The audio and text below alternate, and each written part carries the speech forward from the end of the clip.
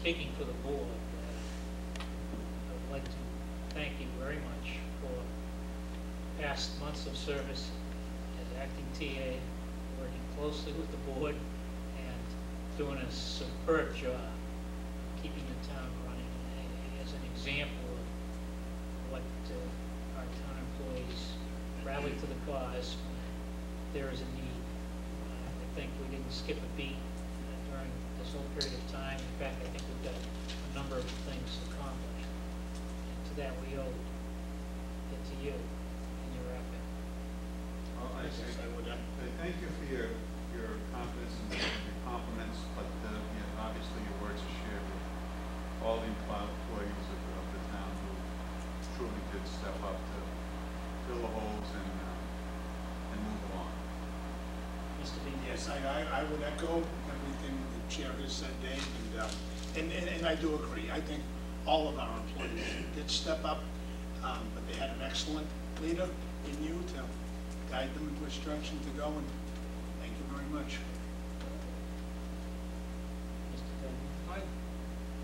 Not to keep it going, but I have to say, especially me, just starting out, you've been a great help to me, and I think that, everybody deserves credit for stepping up, but, you led them and you set the example and showed them how to go. And I appreciate what you've done for me in the time I've been here. Thank you very much.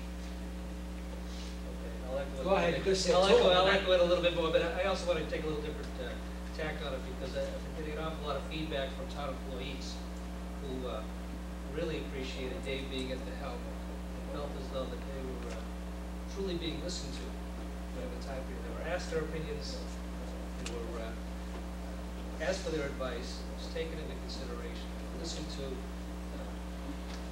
Issues were addressed that hadn't been addressed for a long time. And, they were truly appreciative of your short tenure at the helm, but it was short but very productive one, and again, appreciate it very much. Thank you, and the short, my wife really appreciates the short. I congratulate, obviously, our new town administrator. Greg we had dinner together, and he's very high, and we're very high on him, so I wish him well. All the new business, Mr. O'Leary? Just briefly, a couple of people passed away this week that should be mentioned. First, Doris Parker was a longtime employee of the town hall and the assessor's office in the 70s and the 80s, and a long 40-year resident of the town. She's a wonderful woman. And just want to offer our condolences to her family. And then Dr. Mary Pauline. Well, you could probably speak better than I, although I very, very well. Served on the school committee for a number of years and served on the school system. I'll turn it over as far as Mary. Yes, Dr. Pauline actually served on the school committee and was a school physician for a number of years, and was instrumental in keeping that area of the school department functioning, and she was a good contributor to the school board too, process. I will convey the board's wishes to her. We'll remember her. Hopefully the school department will have some remembrance of her. Nothing else, Mr. Chairman. Nothing else? No, nothing else. We're trying to break a record. Mr. Dino? Yes, thank you, Mr. Chair. I unfortunately was not at the meeting when Mr. Valiakonis' contract was signed, and I just want to publicly welcome him. He was a successful candidate out of, I believe we had 42 applicants. 41, okay, that was close. And I believe we've made a wise decision, and I want to welcome Mr. Valiakonis. I'd like to welcome Greg as well. I wasn't able to make it here this morning, but I imagine you had quite a day, first day in, a lot of people to talk to. And by the time you get home tonight, you have a long day on you. But we're going to be quick here. 2-hour meetings. We're committed to 2-hour meetings. Yeah, right. Yeah. But We're just other buying than some that, time to get talk right now. Yeah. Other than that, I have the, I wasn't able to put on the agenda, but I have a number of things that the cable committee, the advisory committee has met several times. They're ready to go out. They have a number of questions which we need to discuss. I need to get them information back on, but it is moving ahead. Bill Berry has withdrawn. He was a holdover from the one person back from the old committee. He's just, as indicated, he's way too busy to be able to do what he wanted to. But he's a great guy. He's been a big help on the committee, and he has said that he will help us as we go ahead and provide us with information about the previous committee we need. So we miss Bill Berry, but he's resigned. Beyond that, there's been a number of questions. One of them is involving attorney fees. I assume I can advise them to the extent they need to do at this point, they need to do put out a statement of answers to the application. So they probably consult, they'll be able to consult the town attorneys, I assume, and that's what they do. Normally in these situations, the cable company reimburses for costs. So there's a reimbursement set up in the contract.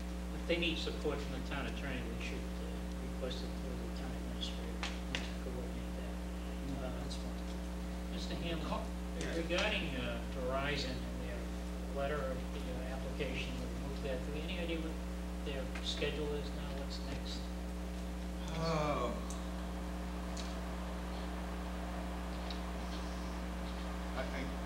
Once that period, the quick answer is no. I don't know where we are as of this evening. When the advertising all ends, they'll initiate back with Greg, in this case, in terms of the next step. Linda Handler was on vacation, has kept in step on behalf of the town administration in terms of the sequential order of things. So, I know they're proceeding on schedule, but I don't know where we are as of today. Well, once the application comes in, which I don't know if it has come in yet, but it should come in any day. Once that comes in, we then issue what's called issuing authority. Okay, that's what they have to issue. They have some models, they have some information about that, but I think they need to bring that to the town council before it's actually issued. And that sets up like it's equivalent of an RFP. It's not called that; it's called the initial authority report, and that sets out the parameters of what we want to recommend. So before that comes out, the cable committee will come back to the selectmen with a recommendation. And there are some calls to be made in this regard, because what happens is that they're in talks now.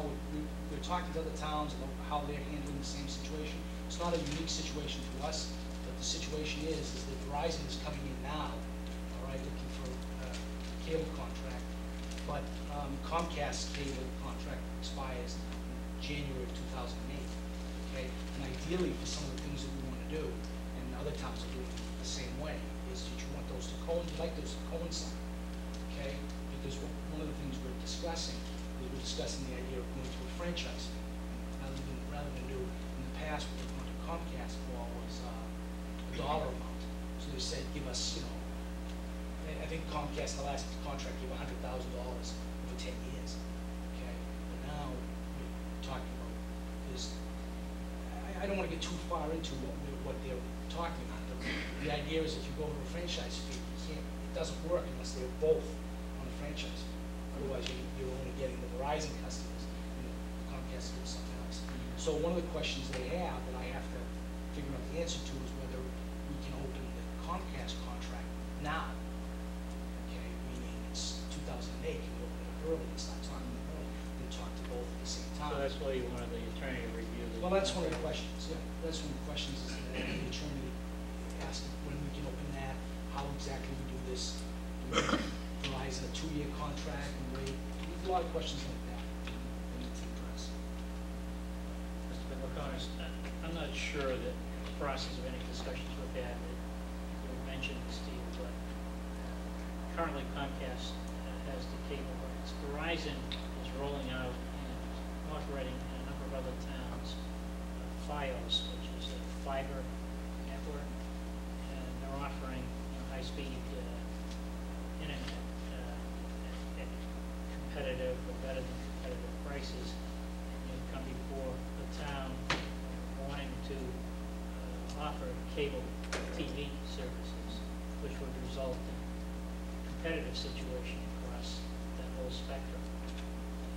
And we've authorized a letter which, I guess under the cable laws, required advertising across the whole nation, but there's a shorter path. And we've authorized them to go through the advertising in several media forms, which is a shortcut.